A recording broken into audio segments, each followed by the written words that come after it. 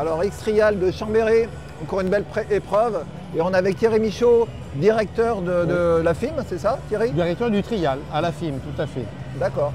Donc le X-Trial, c'est un format particulier parce que le X-Trial, c'est un promoteur qui gère l'événement. Oui, tout à fait. La FIM, elle gère la partie officielle, règlement et officiel, application des règles pendant la compétition. Mais c'est vrai qu'on travaille en promoteur. Tout ce qui est format de course, schéma, évidemment, décoration, conception des zones et tout, ça reste notre promoteur qui fait un excellent travail.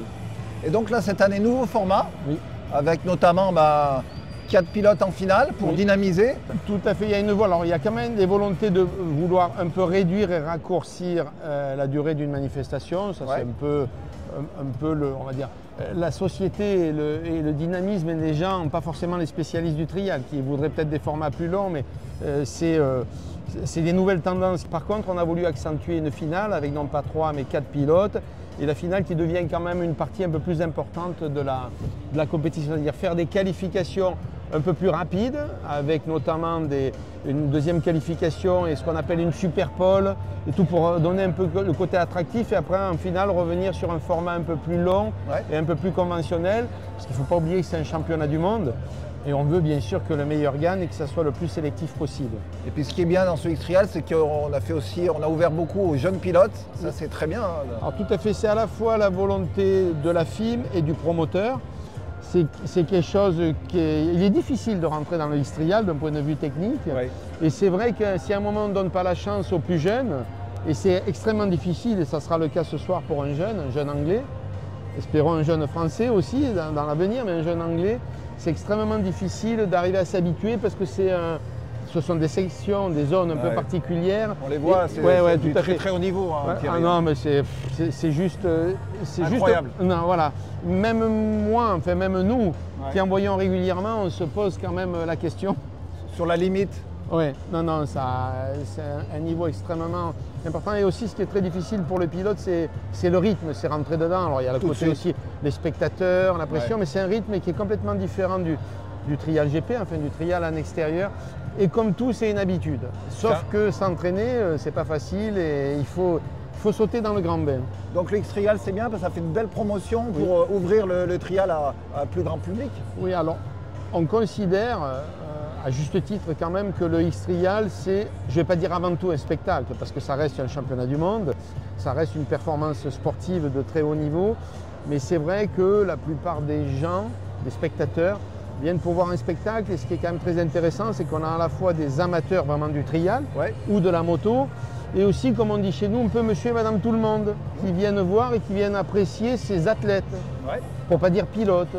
On dit athlètes qui font des choses absolument hallucinantes et incompréhensibles parfois pour nous, et encore plus pour des gens qui n'ont jamais vu ça. Ils se demandent comment c'est possible, mais ils apprécient énormément le côté athlétique, le côté esthétique, le côté kinesthésique. Enfin, ils apprécient ça vraiment comme un spectacle sans être forcément des amateurs et des spécialistes du trial. Il y en a beaucoup, mais ça a été la grande évolution qu'on a pu voir, c'est qu'on arrive à intéresser des gens qui ne sont pas forcément des super passionnés de trial ou de la moto. C'est ce que nous disait Bernard Estripo. Oui, absolument. Lorsqu'il regarde les billets, je crois que c'est 90% de non-trialistes. Hein. Et ça, c'est très intéressant pour nous parce que ça permet de le montrer à des gens qui ne sont pas forcément trialistes. Et c'est vrai que quand moi je vois les zones, c'est vraiment impressionnant de niveau, de hauteur et puis de difficulté technique. Hein. Alors, ce qui est assez étonnant, c'est qu'il y a des gens, mais c'est peut-être le cas aujourd'hui aussi dans la salle, qui se disent « tiens, c'est une drôle de décoration ».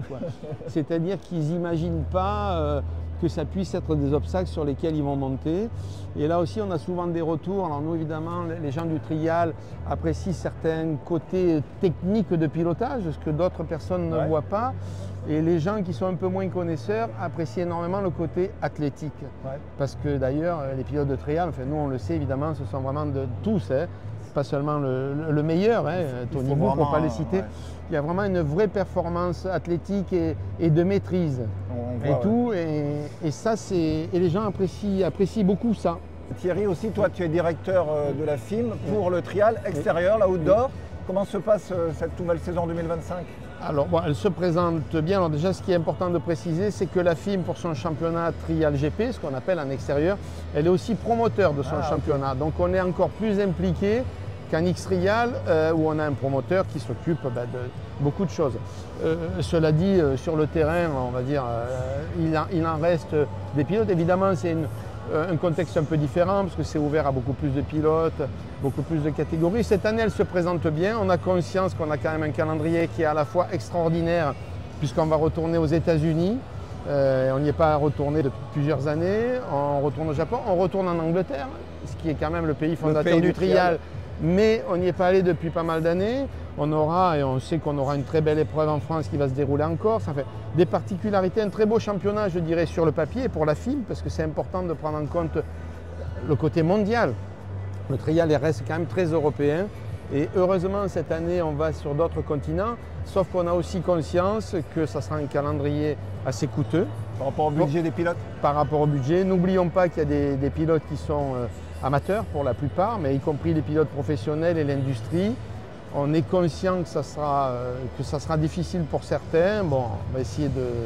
Ça va se faire, ça va être difficile, mais voilà. Après, c'est un championnat qui se présente bien. Et puis souvent, on parle de l'Amérique. C'est vrai que c'est un pays qui demande à avoir une progression au niveau du trial. Hein. Oui, nous, alors, la volonté de la FIM, c'est d'aller dans des pays, comme on dit, émergents. Émergents au sens de la moto, ouais.